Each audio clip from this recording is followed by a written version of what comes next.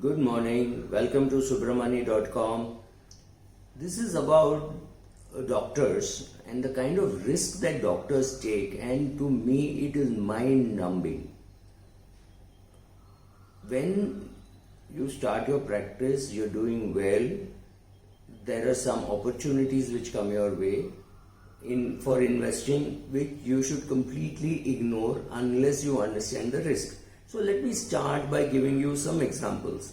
One young doctor was approached by his bank to buy a second car, which was a SUV, and to give it on rent, which was a very good idea because you could get a driver, give it to him, and he would use it for weekends, like this was Mumbai based, so going to Shirdi or going to Mahabaleshwar or going to Pune, any of these trips he would make, and you would have a nice second source of income, and you would get depreciation on the taxi.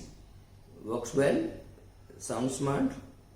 Well, one doctor who did it found that it was very expensive because the driver killed somebody and ran away, and then the police landed up in his house after 2 days, and he had no clue what had happened. He spent the next 5 years with the police station, with the legal authorities. He went to court, they took him to court, and he spent more money than what he had paid for the vehicle, and he still had to pay the EMIs.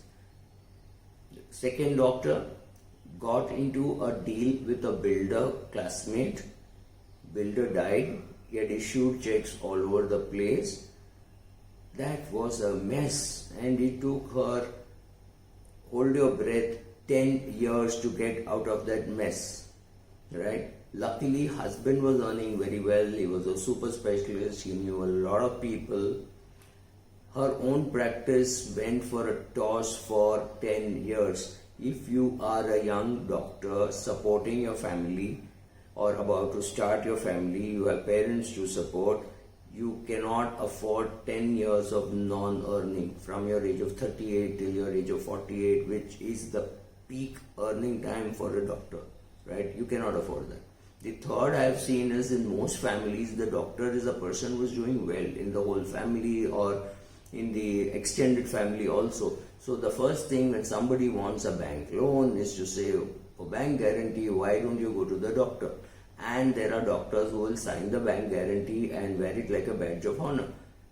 You don't know, you're not a banker, you don't know what are their intentions, you don't know how capable he is. So if it's your cousin wanting to buy a house and he has a nice job, giving a bank guarantee is still okay because it's more or less a formality where 40% of the house is already being paid for, the risk is less.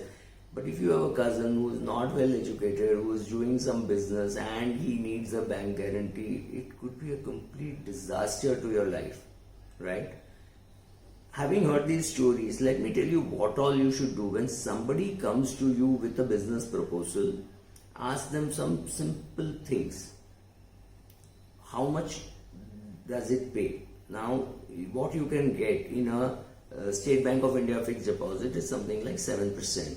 So if this investment pays well, which means it has to pay 12-13% or at least 11%, so that you get a premium gap between what you can get in State Bank of India and what you're going to get in this investment. How long will I have to be there? How long will my money be locked up? What is the downside risk? For example, you have given money to a bunch of boys who are running a restaurant. It's a hookah joint, let's say.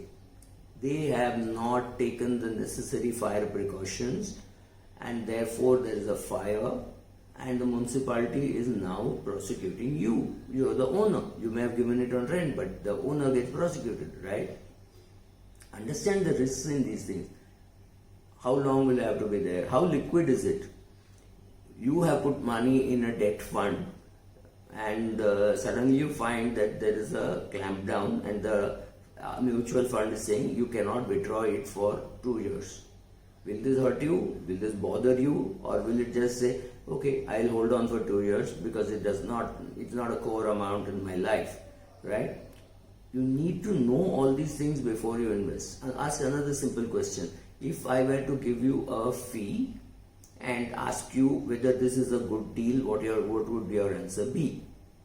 Right? So if somebody is giving you a fantastic real estate deal, go to somebody else, say, I will pay you a fee, please appraise this project. Like if you're going to commit yourself to 2 crores, 3 crores, 5 crores, maybe in installments, you better understand all the risks. Many young doctors, and doctors are young at 45 because they've just started earning, would love to buy a own hospital or run a small hospital, 20 beds, 30 beds, and it is not easy. Being a good doctor does not mean you're a good administrator. Then the administrative work and the PR work that you have to do because you're running a hospital is not funny.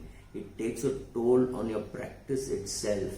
So unless you're a team of doctors, unless you are a group which is well funded, don't venture into it alone unless it's your father's practice and you're just entering. That's a completely different thing.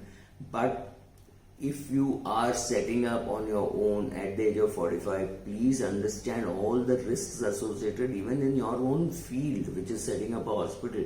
Forget joining with a builder, giving a commercial property to a hookah joint or other kind of restaurant. And risk can come from anywhere. I know one doctor who gave a big luxurious flat in Mumbai, and it was fine, perfectly alright, but the tenant's servant committed suicide in that place. The house was sealed for 3 years by the police. This is not funny. 3 years you have to pay EMI, you don't get rent. Don't think there is any business in the world where you get returns without risk. Risk and return are different sides of the same coin, right?